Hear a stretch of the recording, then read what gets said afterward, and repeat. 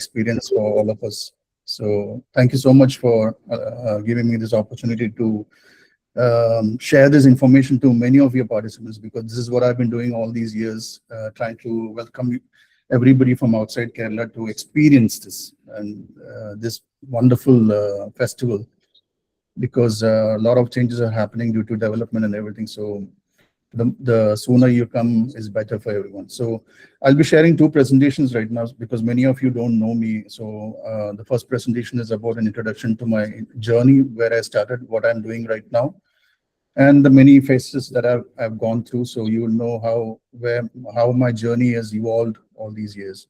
The second presentation will be about the Theyyam, which is called the Gods Among Us, and it'll tell you a lot about the history of Theyyam and a lot of different type of Theyyams and some of the intense scenes I have documented all these years. So, like Girishji mentioned, if you have any questions, please note it down, and I will be happy to answer them at the end of the presentation, because otherwise there'll be a block in the flow. So I'll start, Girishji. Yeah, sure. Okay.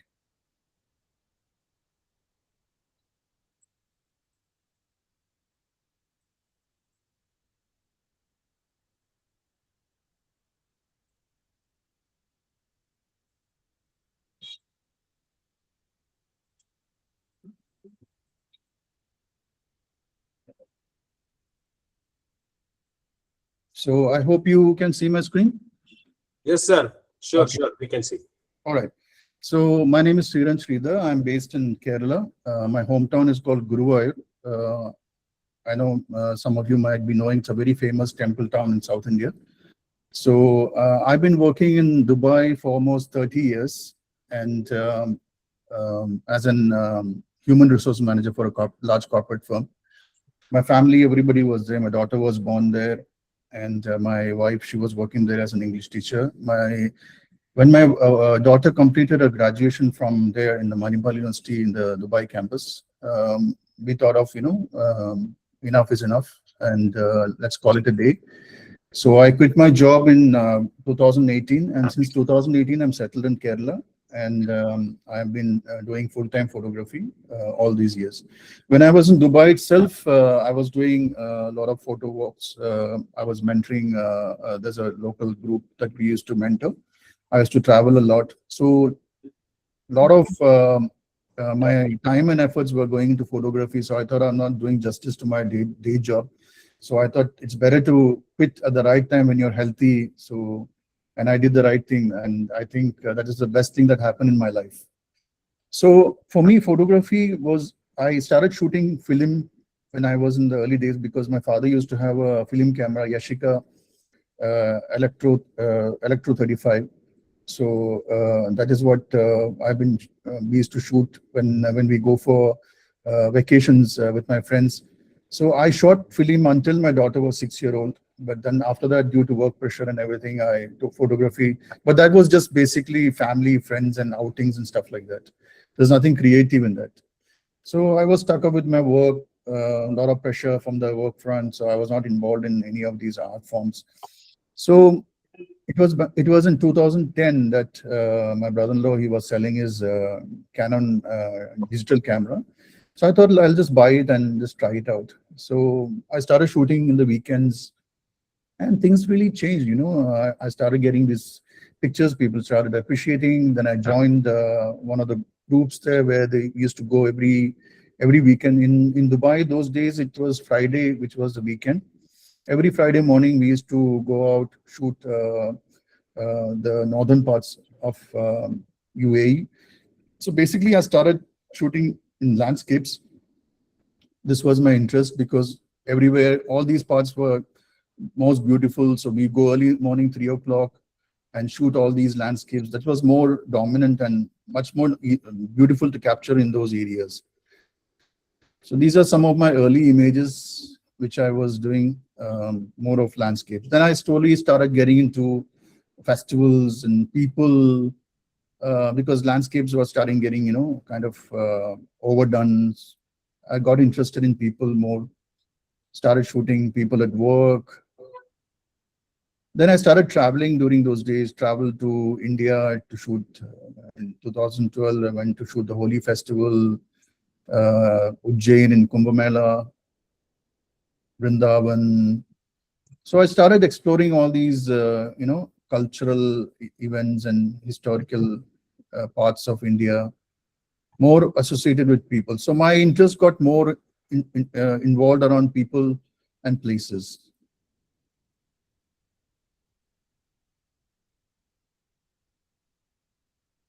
So these are some of my early shots, which was more, the interest was generated more towards people at work. Then I felt that, whatever I'm doing, repeating myself, and there was nothing interesting anymore for me. Then I started, in 2013, I came to understand about street photography, which is the gentleman you see in the middle, Majik Dako, which his pictures I started seeing in Flickr. I thought this is really different than what I was doing, and it looked very simple and easy. So I started trying to do these kind of pictures, but unfortunately, I was not able to capture at all, because I thought it was very easy, but while going on the street, I couldn't find anything. So luckily for me, in 2014, at that time, APF, which is started by the Vora brothers, Vineet Vora and Rohit, they just started APF at that time. And day three, Majik was stationed in India, Mumbai at that time, because he was doing workshops based in India, stationed in Mumbai. So luckily for me, these three, they were doing a workshop in Mumbai. So me and my friend, the one in the black t-shirt, we traveled from Dubai to attend this workshop. That was a game changer for me. It really changed the way I saw the world. It was like a cataract operation for me, and there was no looking back. And I did this workshop. I came back to Dubai. I couldn't see anything at all, because I started to knowing what makes a street photography, and when I'm going there, I couldn't see at all. I was so depressed, and I thought shooting weekends would not be an easy part, because if I have to understand these principles, I have to shoot regularly. So what I thought is that every day I walk to the office, so I thought I'll shoot with my mobile. That's the best thing, the one you have in your hand. And so I did a series in 2016, shooting on the streets for 365 days. That's every day I shot on the streets using my iPhone. And I thought, let me do this as a project. So I kept it consistent. The whole project was shot in black and white, and everything was in square format. So this project really changed my life. I started noticing light. I started to understand. I did all the principles that a street photography approach has supposed to be. So this was the game changer for me. So I shot everything in the office, around the office, during rain. So some of the shots I took that. After this project was done, some of the images were published in National Geographic. People started calling me for talks. This became a super hit, this project. So this really changed my life.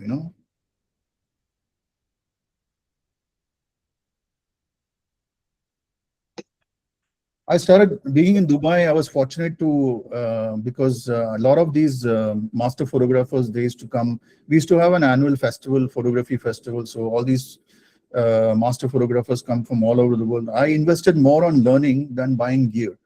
I attended Magnum workshops from Ian Berry, Ed Kashi. I did. A lot of people I did workshops, attended workshops there. That really set my base, the foundation strong. So since then, I started shooting streets. I covered Dubai in a different way. My vision started evolving. Things became different.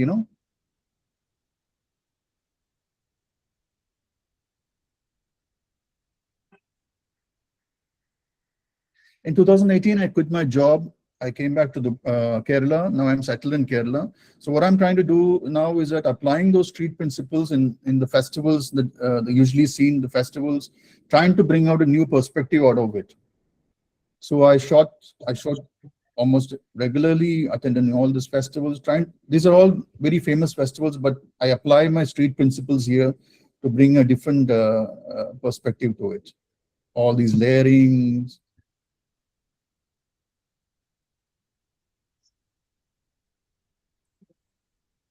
I've been doing a project based on my hometown, Guruvayur, since 2018. Again, applying these principles. I'm planning to do exhibition in future based on this. I shoot every day. I go for a walk, so I shoot every day around Guruvayur to find the oddities in these places, you know.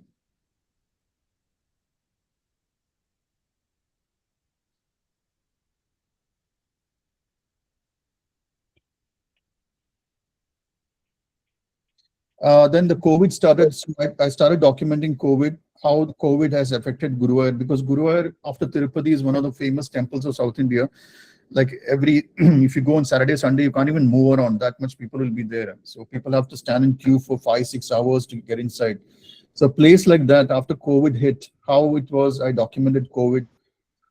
So these are all like, these photos are historical. Like in future, you can see how Guruvayur was in COVID, you know.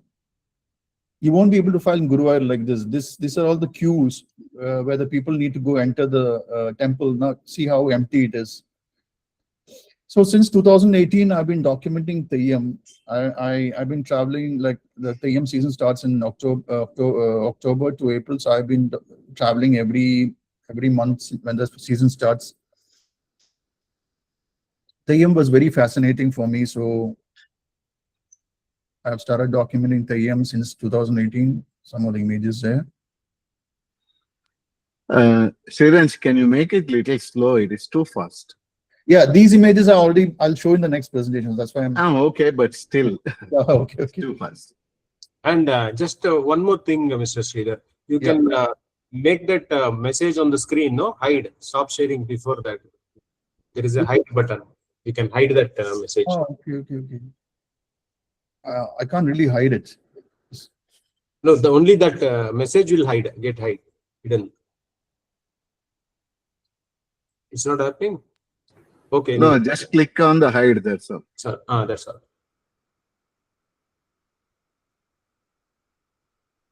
Yeah, so since the COVID days, me and my partner Suresh Naganathan, who is based in Mumbai, so we were part of a street photography collective in India called In Street Collective. It's the second street photography collective in India. So we were 8 members from different states from India. So Suresh is a Swiss national, but he's settled in Mumbai. So during the COVID days, we both share a lot of things in common. So we conduct a lot of online workshops, sharing our experience in street photography. Then after COVID, we did a lot of photo walks. I started doing a lot of workshops on Theyyam, and then me and Suresh jointly we do street photography workshop all over India. Theyyam I do every season, but for the last 2 years, I've cut down the frequency of it. I'm just doing 2 to 3 maximum a season. In 2022, I won the national award. This award was based on the Theyyam series, which I did. This function was in Delhi. So yeah, that was a little bit about me.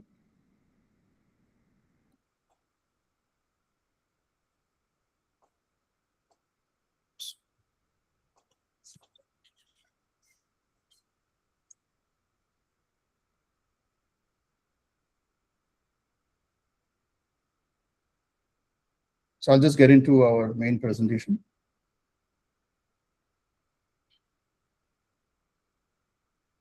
Yeah, so today we are going to talk about Theyyam, extensively about the history, about a lot of different parts of things that you should understand about Theyyam.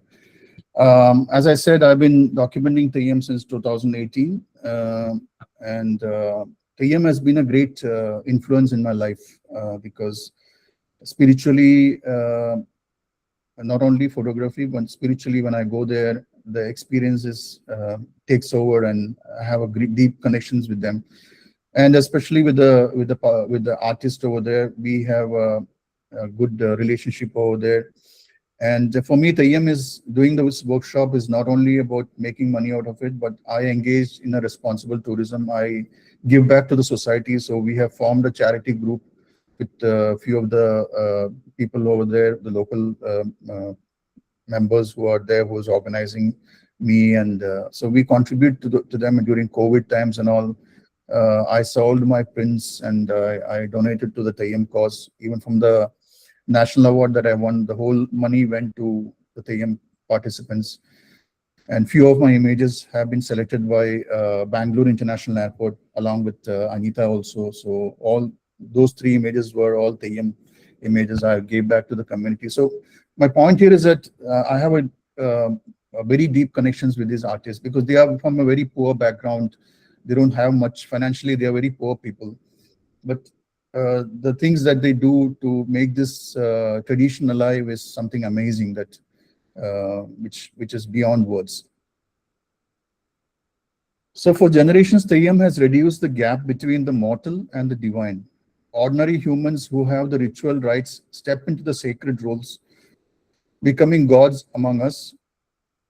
They are feared, revered, and deeply trusted. These centuries-old bond reflects a living tradition where divinity is not worshipped from afar, but encountered face to face, spoken and given solace to the problems. So this is the story of Theyyams, the gods among us. So history of Theyyam. Theyyam is one of the oldest ritual art forms of Kerala, with roots that trace back over thousands of years. As per research, it is considered to have originated around 14th century, as identified from some of the words that is being used while reciting the Thoyyam or invocation song before the Theyyam performs. So before the Theyyam performs, they sing a kind of invocation song, which is a mix of tribal language and Malayalam, which we call it as Thoyyam Powder. So some of the words that they use there, some of the research scholars dated back to 14th century. So these are some of the old photos of Theyyam, how they looked like, during those days.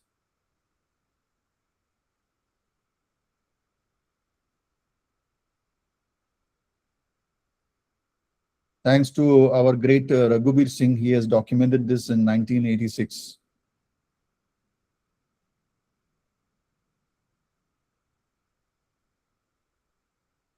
Emerging from ancient tribal, Dravidian and folk belief systems, Theyyam predates classical temple traditions and reflects a time when nature, ancestors, and local heroes were worshipped as living deities.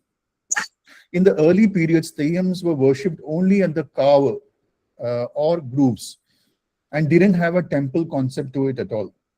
All Theyyam locations are called Theyyakaava, means Theyyam grooves and not temples. Like we don't say Theyyam Kshetram or Theyyam temples. The local usage is Theyyakaava.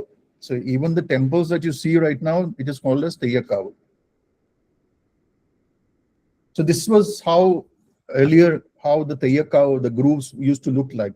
This is one of the very famous Theyyam location called Niliyar Kotam, where they still follow the ancient traditions of having the performance in a groove, like just like this inside a forest. It's a beautiful place. So this is how that location is still now. This Theyyam performs inside that forest area. And this was how it used to be like in olden days. So this is still maintain the same approach and culture. It is believed that the term Theyyam has been originated from Theyyam, and that's how the tribals used to pronounce it back then. Hence now it is known as Theyyam. So the tribal people, their type of pronunciation of Theyyam was Theyyam. Locally, they used to pronounce it like that. Theyyams are an extension and modifications of Bhutakola that is performed at the border regions of Karnataka and Kerala. And when it got into Kerala, the ritual methods, stories, gods, and attire changed according to the local beliefs. Some common gods are Guligan and Chamundi. The name is common, but their attire and performance is entirely different. Theyyams are performed only in Kannur and Kasaragod districts at their respective kaavas. Each kaava has its own Theyyam deities, and only those Theyyams will be performed there. Some may have only 1 or 2 Theyyam deities, some may have more than 100, which is called Peringaliyattam. So the Theyyam performance which happens in these temples, which has got more than like 50, 60 Theyyams, it's called Peringaliyattam. It is found that there are around 456 type of Theyyams, starting from Kasaragod to Kannur villages. out of which there are around 35 common Theyyams, that is 1 or 2 that are performed in all the Kavu, and there are very rare ones which has only one performance in a year at its respective Kavu. So this number 456 actually derived why in some villages, like for example, there is a Theyyam called Rakta Chamandi. So when it goes to a neighboring village, sometimes some of the face painting changes and some cosmetic adjustments will be there on the dress. So accordingly, they change the name. So based on all these numbers, the research scholars have arrived at the figure of 456. So these are some of the common Theyyams that when you go to Kannur or Kasaragod, you can see. Guligan is one of the common Theyyams. So this is Guligan Theyyam. This is Vishnu Murti, which is a very common Theyyam. Not necessarily it needs to be in all the Kavus, but mostly in all the Kavus, they will have these Theyyams. This is Rakta Chamundi. These are very rare Theyyams. This is Vishakandan Theyyam, which happens only once in a year in one temple. This is a very rare Theyyam performance, the Theyyams which is crossing the river. Again, very rare Theyyam performance which just happened last month. It's a very beautiful performance. Theyyams are traditionally performed by men. However, there is a very rare and unique exception. Deva Kootu Theyyam, the only Theyyam that is performed by a woman. This sacred ritual takes place only once in a year at a temple in Kannur. So this is the lady Theyyam, which happens in a temple once in a year. Basically, there's nothing very extraordinary about the performance. It's just a very rare Theyyam performed by this lady. So there are a lot of crowd to see that performance. She's a very old lady. Theyyams are performed only by these communities, and each one of them have their own Theyyams. These are the communities. Vannan performs majority of the main Theyyams. Malayan performs Theyyams like Guligan, Puttan, etc. And some other main Theyyams. Pulayan, very few Theyyams. So these are caste on the Vannan is supposed to be the higher caste among them. The second one is Malayan, and the last one is Pulayan. Other backward tribes towards caste. Then there are other backward tribes which performs during near the Kasaragod areas.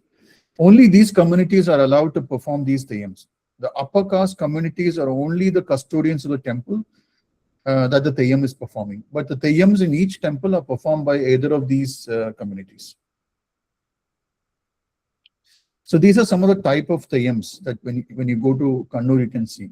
Theyyams are classified as goddesses, male gods, warriors, ancestors, martyrs, folklore characters, hunters, farmers, animal characters, mythological characters. Just noted down just few important ones. There are few more. So these are the goddess characters. This is Muchilotu Bhagavati, very famous Theyyam, very highly respected Theyyam. It's a beautiful Theyyam. These are the male gods, Vishnu Murti. These are the warrior class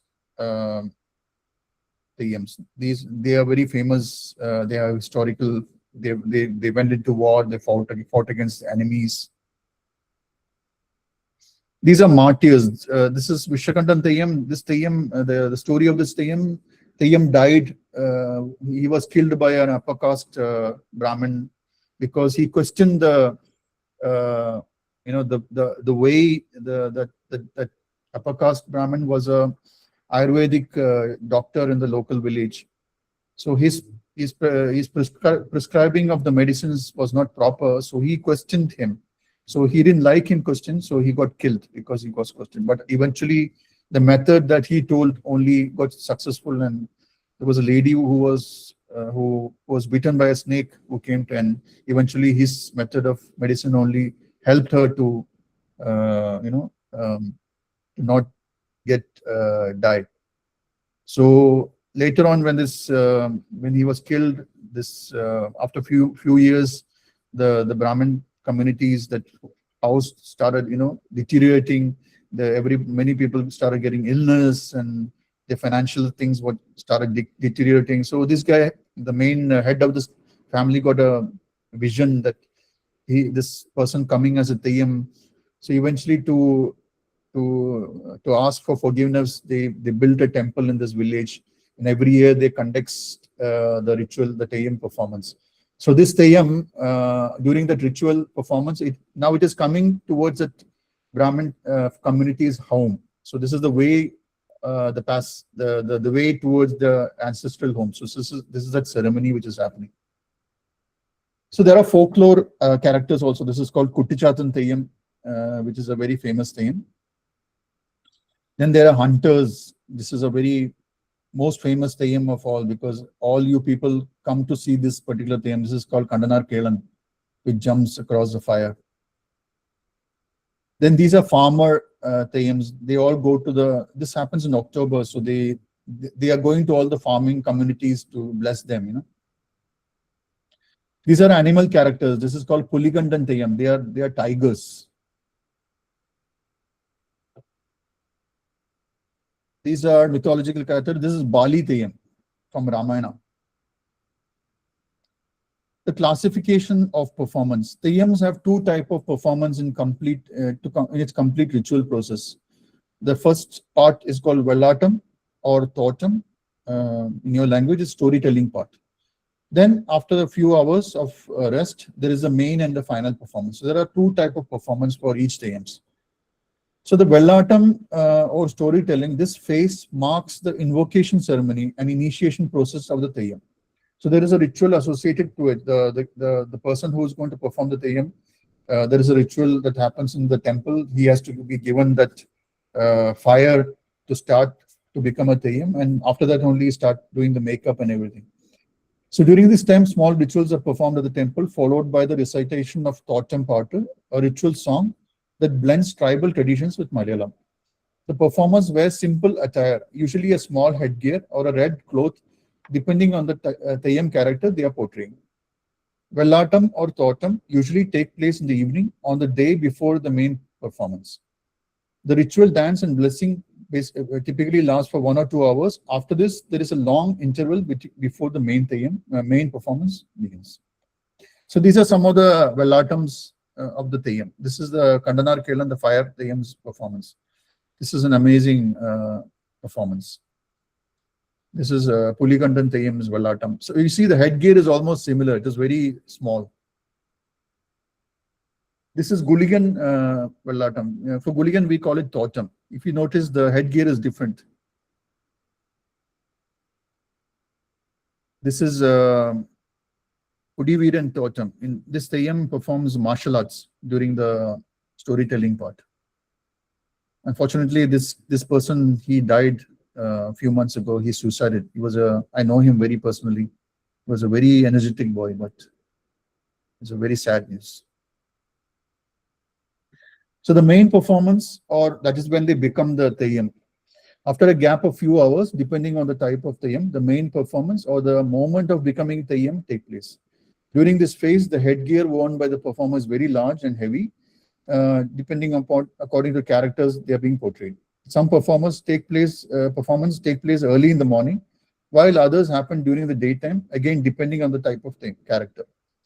Total duration of the main performance usually lasts between 1 or 2 hours, and that includes a ritual dance and the offering of blessings.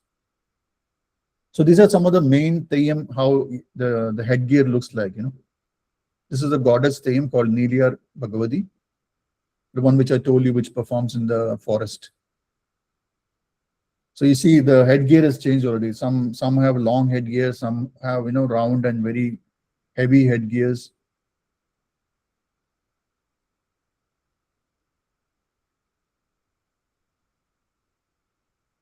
So again, the type of performance, Theyyams with fire, nighttime performance. So anything with fire, it happens during early morning or nighttime.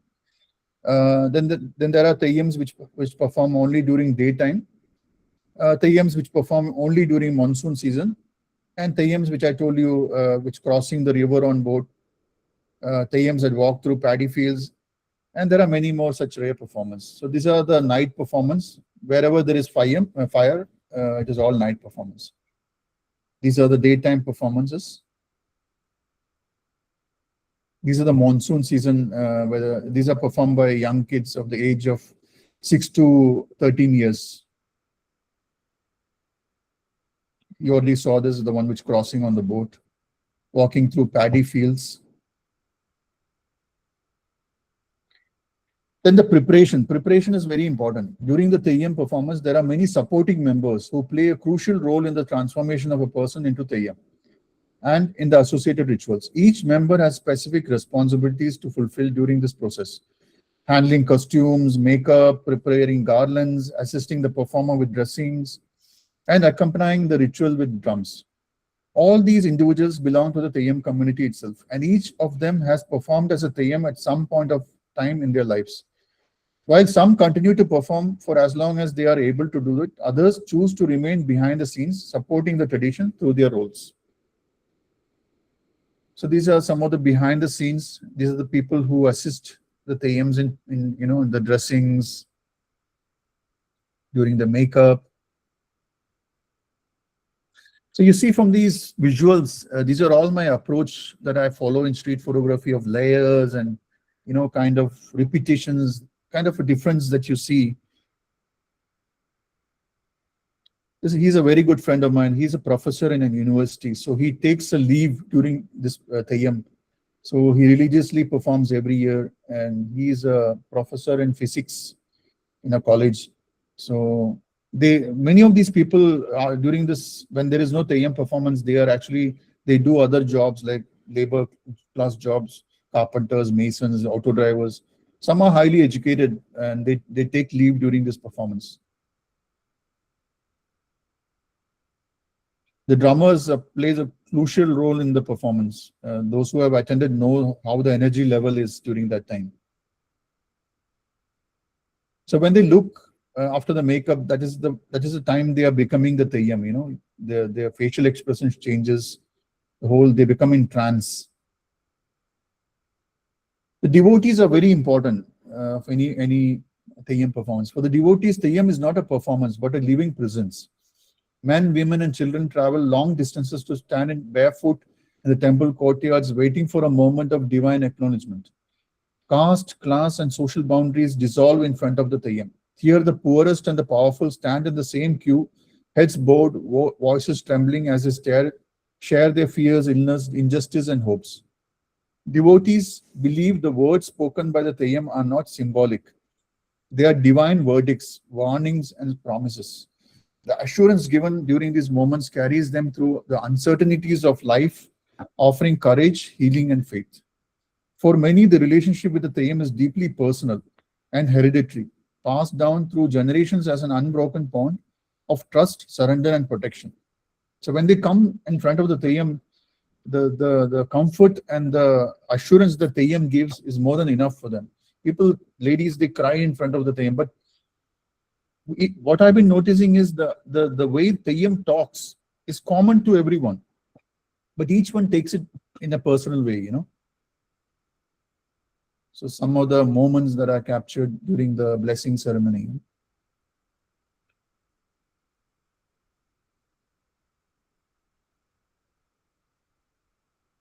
See the emotions.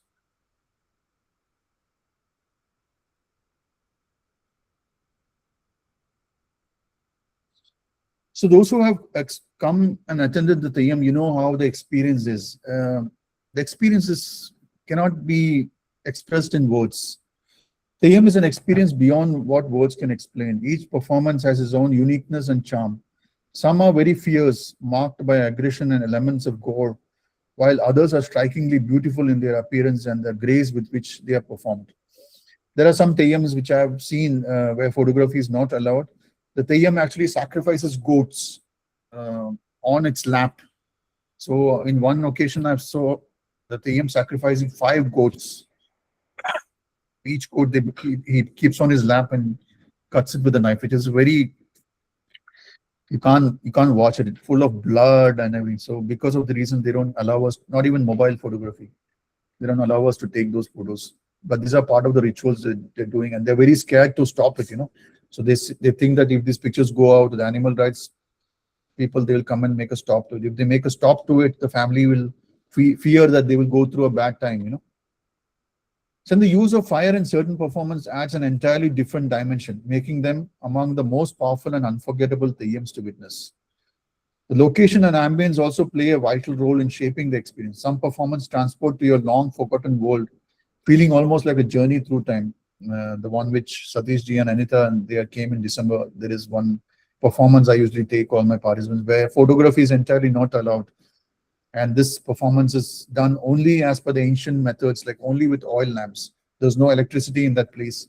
Previously, in like 20, 30 years ago, there was no electricity in around 30, 50 acres around that place. But now due to development and selling of the plots nearby, some houses have come. But still, there are not many houses nearby. Still, the performance, when you look at it, you can't really see each other. It is that much black. And the whole performance is done using oil lamps. It's an amazing performance.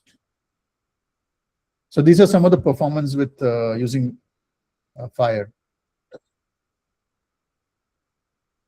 Kandanar Kelan. This is a daytime Theyyam. This is an amazing performance by the Guligan Theyyam. Pudhiya Bhagavati, beautiful Theyyam. It's a beautiful place. The ones who came in December, I had taken them here. It's a beautiful location. This is the last Theyyam performance of the season. This is the last ceremony. Once the ceremony is over, the Theyyam performance is over. This is one of the Guligan Theyyams in Karnataka, Sulliya border. The performance is amazing. This is a Pottan Theyyam. This is also a very rare performance.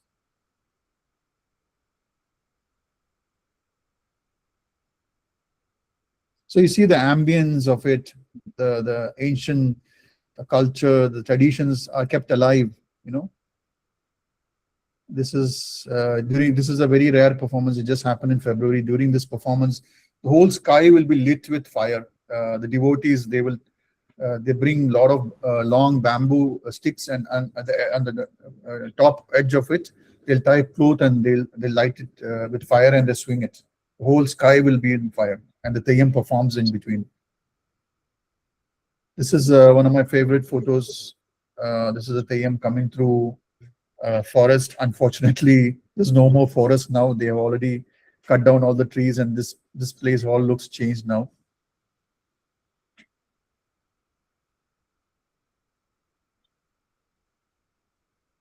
This is Muchilo to Bhagavati.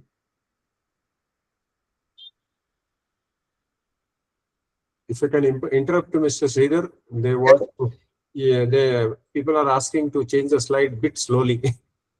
Oh, okay. When you are explaining, the slide is remaining. Otherwise, the slide is taken off. You want to show it again? I'll show it again. No, from here it's okay. It's from here.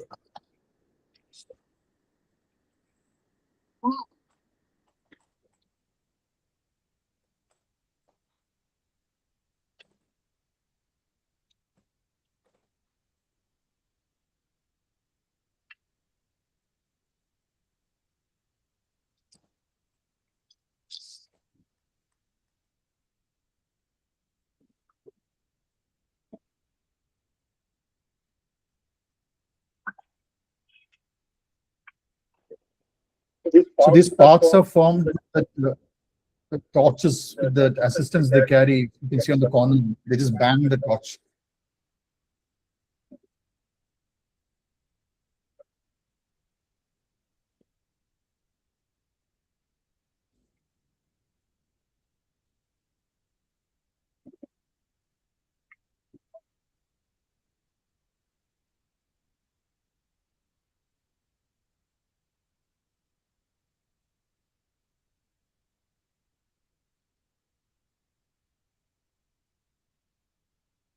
This was right after the COVID, the first Theyyam performance which happened after the COVID. If you see at the back, people are still wearing masks.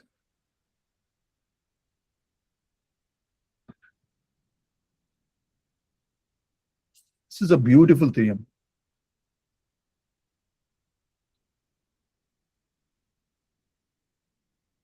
This is Uchita Bhagavati. So Theyyam is an experience you should all not to be missed. Please try to come as soon before the ancient places and locations are changing to modernization. The authentic places are losing its charm and giving way to new structures and lightings. Now, when you go to all these Theyyam temples, they have all these decorative lights and everything is losing that authentic performance, experience. Crowd is also increasing. Now, many of the places they have put strictly no photography allowed because it is absolutely chaotic. One of the reasons I cut down my workshops is because of this reason, because I don't want to be a part of that chaos, So in my program, at least my participants can go to few locations where there are very less photographers. But in the main Theyyams like the Fire Theyyam, the Kandana Kiran, still there are local photographers coming and disrupting the event. In the month of January, the program that I took, initially when we went there, it was very quiet. There was nobody, and the place was like, very good place. Like nobody can. It's like a lower area, and we're all sitting on an elevated platform. You don't know when the Theyyam started performing, these kids all jumped into the Theyyam couldn't even perform. So that's how chaotic it is. So now they have strict in some locations. They put signboards of not photography allowed, but they will give you a designated area where you can sit and shoot. Some places very difficult now to view. Even to view the performance, you can't do it.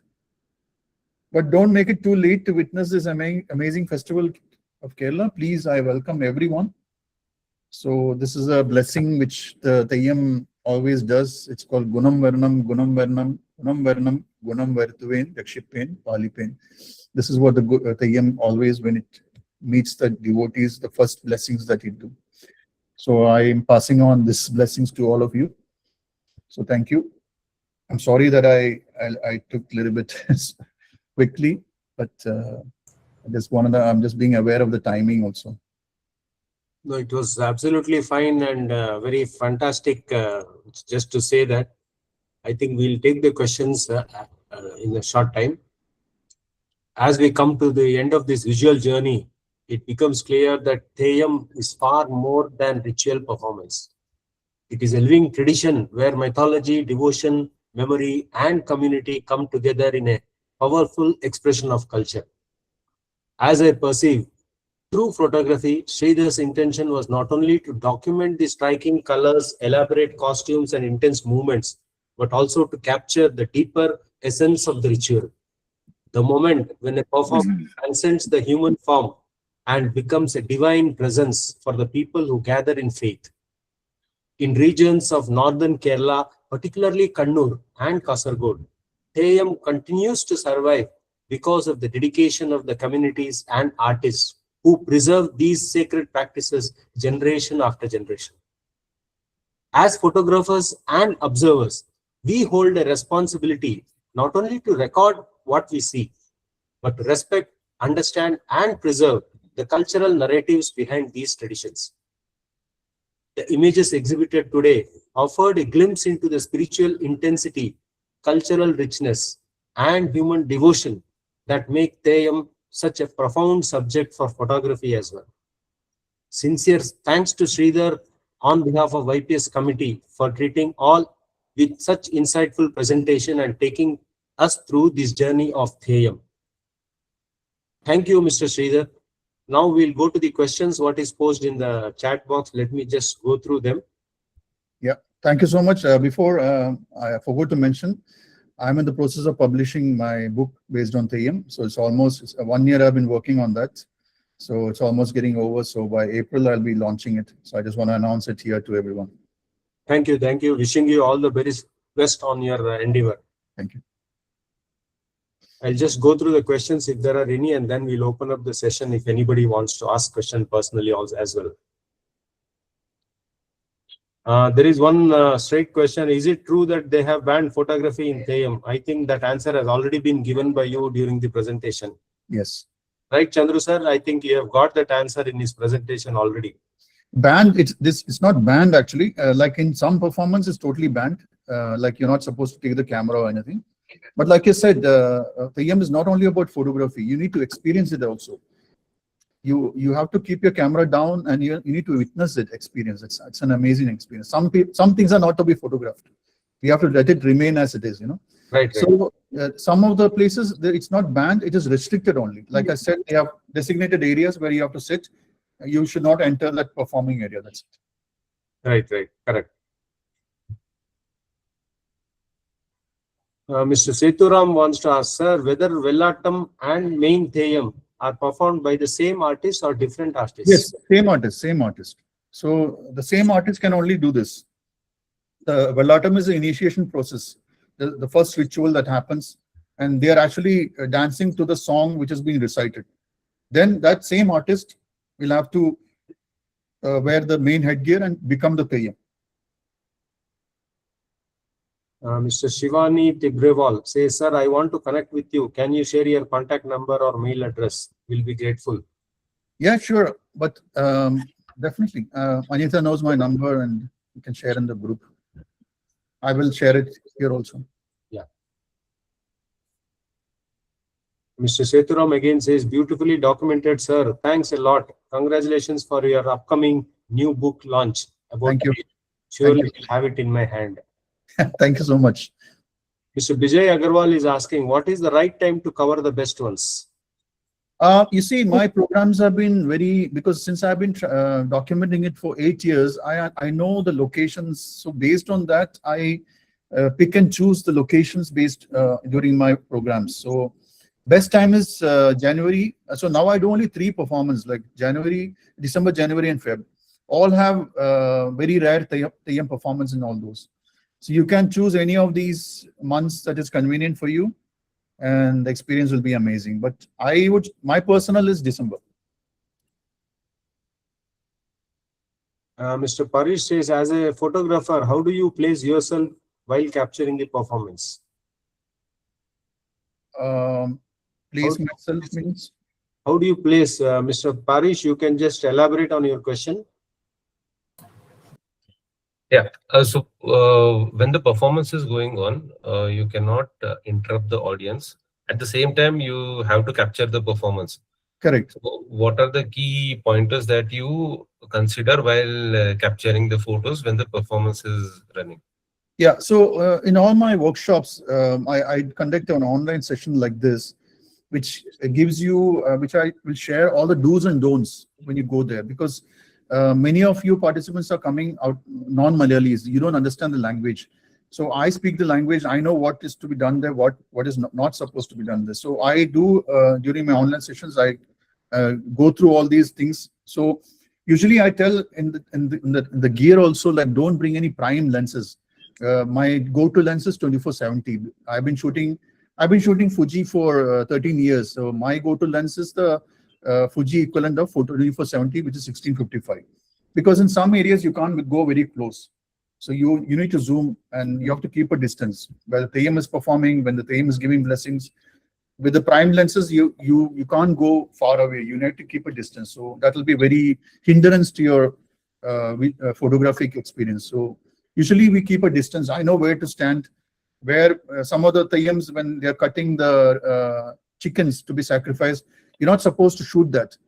And some of the people, they won't tell, but I know the locals, and they usually don't like to shoot that. So all these things I explained during my pre-tour online sessions. So this is some of the things that you need to be careful when you're there. But only when you understand the rituals and everything in the local languages, you will know what they demand there. So I always keep a distance. Okay. Thank you, sir. Yeah. Mr. Sandeep is asking again, most of the pictures are shot in low light condition.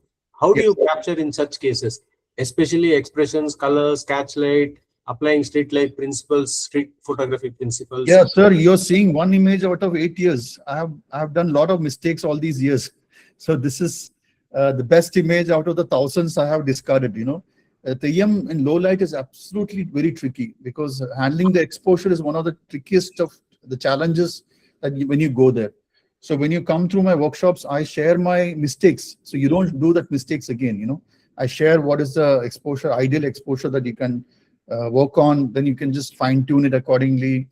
So shooting in low light is very difficult, to be very honest. And especially now the gear, everything is like 40 megapixel and above. So each pixel, the grains is very high. So if you put an ISO of 3200, it'll show a lot of grains. And obviously you have to take the help of denoise and noise reduction tools. But otherwise, all these otherwise 26 megapixel, all these cameras will help you because the noise is very less. But you have to pump up your ISO in order for you to get that right amount of light. But in some areas, like since I've been shooting for many years, I know when the light increases, when they will put the light, when it exposes the body. So you have to wait, in the early stages when you come initially, you're all very excited. So you just keep on shooting. You don't know when exactly the moment comes. So when you wait and watch, you know that when the light is illuminating his body, his face, that is the right time to click. So it's all about patience, wait and watch and then click. So all your experiences come to this kind of shooting time. And a big word would be first time when you go, don't shoot, only experience. The second time you can go back and shoot. That will be a great idea. You have to come back many times. One time is not enough to be very honest. And also one time, definitely with my sharing of my experience, where to stand, the vantage point and everything, you will get definitely 10-15 images out of it. But definitely when you come more, then you will fine tune it. Then you understand your previous mistakes. You'll try to adjust it, all those things. Photography is like that in every field, I believe. Every field, yes, correct. Absolutely. Absolutely. And Sundar Ji is asking, what's your advice for fellow photographers who, in the name of getting great and unique photographs, disturb these godly performances? Sorry if this is a tricky question. No, it's not. It's very valid question because I see this quite a lot. It's very sad state.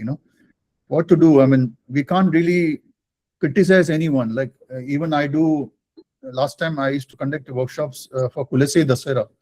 And in our street, that is purely a street photography workshop. And we know, usually, I don't know how many of you have gone to Kulase Dasara. Kulase, there is two sides of it. Like one is the temple side and one is the village side. So the village side for us is more important. There you have more of raw performance and everything. So we concentrate there only. But unfortunately, when you go to the temple side, that is the pictures that you see in the Instagram and everything. All these, sorry, if I'm offending anyone, honestly, all these content creators, youngsters come and they really, disturb. These devotees are coming there. These people are coming with fire and everything to get that perfect shot. People make them stand for hours. What happened last year is that I got threatening calls from the local press photographers because they said that you people are coming and disturbing and everything, from outside. I said, sir, I am not the only one. Then he said, yeah, I know, but I have only your contact number. So I'm telling on behalf of everyone, I'm sharing this with you. So this is what's happening right now, unfortunately. And we can't really judge anyone or, try to make them. These are something ethics that you need to understand, So even I am a part of it, sadly. So we as a photographer have to take a step back and see, where the line should not be crossed. We should be a responsible photographer. Yeah, even when Theyyam also, even in spite of doing these online sessions, making them aware and everything, because when you go there as a first timers, you get carried away because these are very visually pleasing experiences. Moments. Yeah, so when people go very close, when the Theyyam is, I have to pull them back. Many times people get frustrated because I'm like a headmaster. But I have to keep this because I have to see these people again, so they will see that these people are coming and disturbing. I don't want to have that kind of bad name in the community. Exactly. You have to maintain that. Yeah. Mr. Vijay Agarwal is asking, can you throw some light on equipments? I think you already mentioned. Only one gear, one lens, 24-70. That's the go-to lens. You can get 90% of the shots using that. I have been shooting all these years with 24-70. Mr. Madhur Badrinath is saying, beautiful work you are doing. I admire your charity work. We'll meet you one of these months when I come to India. Badrinath, he's from USA. Oh, nice. Thank you. Mr. Vijay says, amazing information and thank you. Madhur Badrinath, again he adds, I would like to help you. Oh, sure. Definitely. We will let you know. If there is anything can happen, I'll inform in YPS. So you guys can contribute. So people say, Parameshwar, excellent presentation with beautiful photos. Thank you.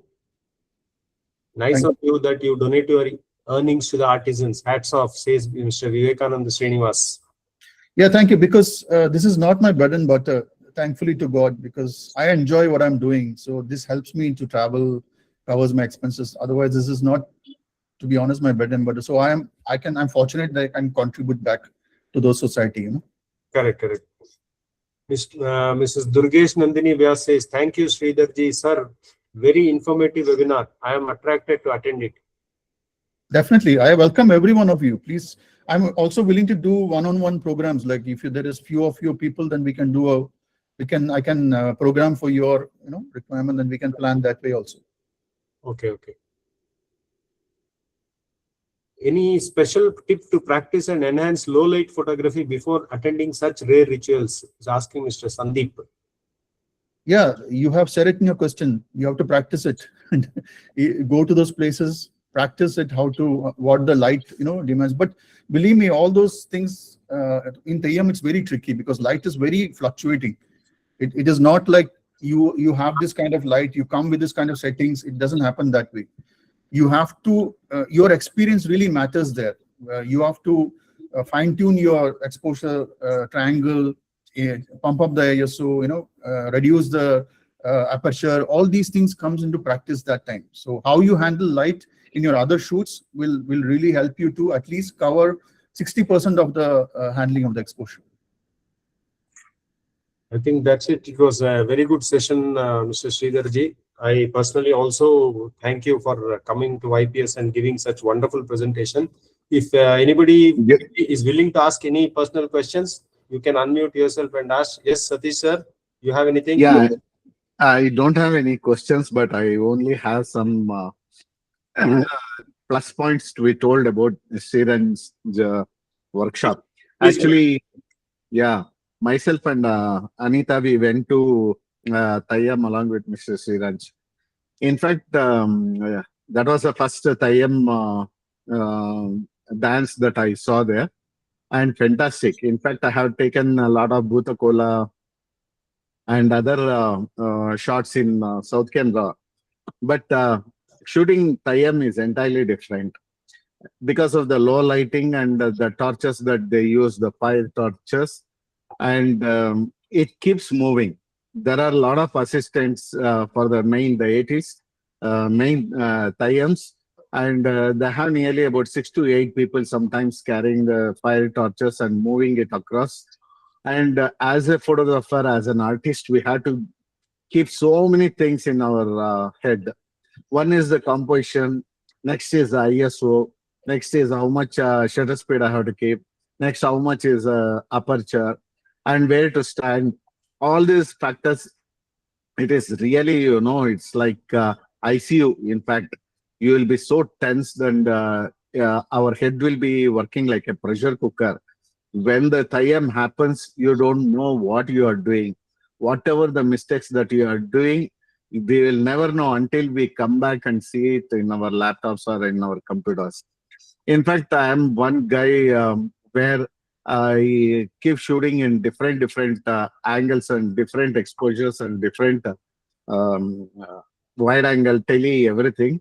And as Mr. Sreeranj said, I have only body with 24-120, which is most perfect for Theyyam and handled. And you can never use a monopod or tripod or anything. People keep pushing you like anything. And I shot nearly about 4,000 to 5,000 images, out of which after coming back to Bangalore, I could delete everything and keeping 50 pictures with me. Because as you know, we have to experiment, and you have to keep shooting. And until and unless you get the best images, you keep it for yourself. And of course, I'm very 100% sure that those 50 images are the worst that I have taken. Believe me. So I have to go again about 50 times to take to Theyyams to take better images. So after telling that, in fact, for me, it became photography became a secondary option for me. because the way you yourself go into trance is entirely different. Let the Theyyam go into trance, that is performance as it is. But as photographers, as witnesses, or the new people that we are witnessing such a wonderful art of Theyyams, we go into trance many times and we forget where we are. In fact, as Mr. Sreeranj was telling, when Kandanar Kelan was happening, he said all the charcoals and other fire things, they will kick at you and it will come just into your camera lenses and on your body. Be careful, he said. By the time after telling, after he said, just 3-4 seconds, they just kicked the charcoals, everything. It came on to me. I mean, to me and Anita, though we were in the front, this thing, occupied. So, but you know, all these things are like blessings. You have to undergo all these things. They are like blessings. And in fact, 2-3 times, divers, it came to me and blessed me, and that was really God sent the moments. In fact, I enjoyed a very moment there, and you have to be there to believe what it is. And I hope amongst all these things, what we shoot in Karnataka, like Ekshagana or Bhutakola or whatever, Theyyam has got a different different things that as a photographer you can not only enjoy by taking pictures, but being there you will enjoy more, in fact. And the particular one which Mr. Sreeranjan was mentioning, that we went to one Theyyam in the night, total darkness, and only in the oil lamp we saw the Theyyams coming in the total dark forest area. And that was an experience of a lifetime. In fact, I loved that most than other Theyyams. In fact, it gave us the true Theyyam that was performing about 300-400 years back. So they are maintaining still in that kind of situation. So thanks to Sreeranjan for organizing such a wonderful Theyyams. And I was quite fortunate to take few, if not more than 30-40 images, at least about 5-6 good images I got. So thanks a lot. And yes, actually, nowadays, as he was mentioning, no, photographers are not the problem. Actually speaking, photographers, they are much better, in a better way. They go around the Theyyams. They know where to how much to maintain that distance, where to stand, and other things. But these reel makers, no, they are the main culprits. They are disturbing the Theyyams. They are going very close to the Theyyam with the mobile in hand and keeping the mobile at their face. These things are very abnormal and very disturbing. And I'm sure that 100% photographers are not the problem there, because we have got 24 to 120 mm. We can stand away and compose accordingly and shoot. But people in Kerala, they have to control these reel makers or stop. How even the devotees are with the mobile. They're coming with the mobile and standing there. What to do? Yeah. So that was a fantastic experience I got. Thanks a lot, Sreeranj, for that. Thank you, Satish. Glad yeah. you were there at that time. Thank you so much. Yeah. Thank you, And sir. low lighting, somebody was asking. No, actually, low light. This thing, you have to practice in Bangalore. You go in the night time and practice low light photography. It's very easy, and you will understand better. And by the time you get experience, then you go to Theyyam. It becomes very easy. It's just like this. You can take pictures, good exposure, perfect composition, everything. You can take pictures and come. So you have to practice much before going to Theyyam locally in your place with low lighting conditions. That makes your job easier. Yeah. Also, if you can practice where they use fire, like in Yakshagana, they use fire in some of the characters when they come. So wherever fire is involved, try to practice that, then you will understand. Low light means not just street lights. When the use of fire, how the fire is reaching, all those, how the fire is illuminating the person. You can all read all these things when you're there. Yakshagana, last time I went, I saw Yakshagana performance with the fire. Yes. So thank you, Satish sir, for sharing your beautiful, wonderful experience and all about My pleasure. how you did and what all happened there. It is a good insight for all of us. I think anybody who goes there will get a lot of Yes. inputs from that. And Thank you. somebody asked for the thank you so much, sir. And somebody asked, how do we get notified about the next workshop? I think Sandeep has shared Instagram link of Mr. Sreeranj. People can look at it. And Mr. Sreeranj, I think you shared the workshop details on the Instagram. Yes, so everybody can follow me on Instagram. So I share my forthcoming workshops in Instagram. And also Anita had attended our street photography workshop. So we have a parent group of all the street photo. And also those who attended my Theyyam also, I have a channel, a broadcasting channel. So whenever the workshop comes, I announce in the channel. So you all get the posters. So you can share it in your group and everybody can. Right. We expect Satish sir and Anita to share the workshop notification as and when Mr. Sreeranj is posting it.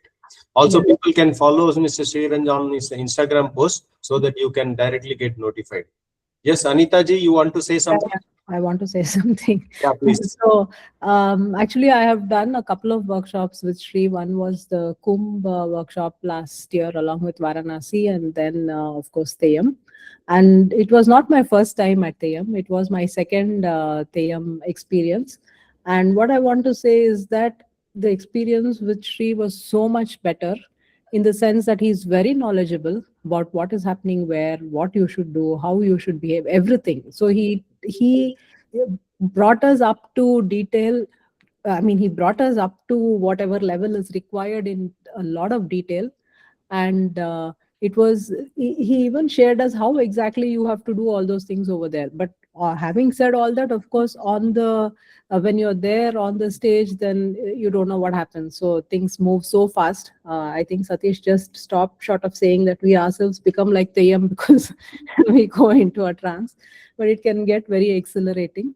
And one most important thing is, as Sri mentioned, he has chosen very rare Theyyams for us in the workshop. So there are many Theyyams that happen commonly where people usually go to, but the ones that we attended were very rare. So I think that is a USP also of Sri's workshop. I'm sure. I mean, I would love to have attended all the workshops that he arranged this last season, but for some reason it was not possible. Initially, I just signed up for the December one. Now I'm regretting not doing the January and February. So I'm ready for it. We always have next time. Yeah, things may be different. But then after coming back and looking at the pictures, the next thing was, oh, when can I go back again? So that's what has been the situation. So I hope we can go back there again. Good. Thank you, Anita ji. Thank you very much. Thank you, Anita, for sharing. It is like for trekkers, whenever they go for the Himalayan trekking and come back, they'll be just waiting to go back again to Himalayas. So Anita ji, what she said that she want to go back to Theyyam is just like that. Being myself a trekker, I always get that instigation to go to Himalayas back again and again. Now photography is as such for me. Anywhere, next time Anita, count me in. I will be joining for the next workshop. So thank you, friends. We had a wonderful evening spent, I think. You have learned a lot about Theyyam. You know about Theyyam, what performances they give, how they give, where they give, and whom to contact, where to go. All those things, Mr. Sreeranj is there for us. I think he will take us there. All of us will enjoy the Theyyam performances as well as respect the same at the same time. Thank you and good evening. Good night again. Mr. Girish Anantamurthy from YPS signing off on behalf of YPS. Thank you once again. Thank you. Thank you so much. Bye.